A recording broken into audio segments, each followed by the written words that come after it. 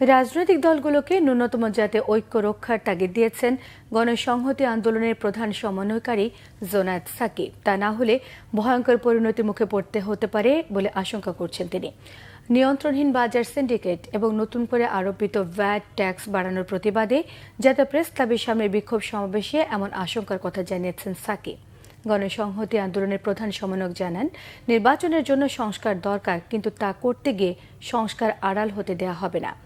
আইএমএফের কিস্তির নামে ভ্যাট, দ্রব্যমূল্য বাড়ানো, ওএমএস বন্ধের সমালোচনাও করেন তিনি। সীমান্তে চোরাচালানের অজুহাতে বাংলাদেশি হত্যা বন্ধে অন্তর্বর্তী সরকারকে জোরালো পদক্ষেপ নেওয়ার আহ্বান জানিয়েছেন তিনি। নতুন করে আবারও যাতে ফ্যাসিস্ট শাসন কায়েম না হয় সেজন্য ঐক্যবদ্ধ থাকার পরামর্শ দিয়েছেন জোনায়েদ সাকিব।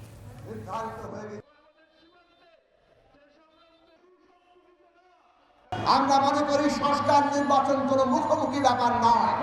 নির্বাচনের জন্য সংস্কার দরকার, আবার সংস্কার শেষ করার জন্য নির্বাচন দরকার। কাজেই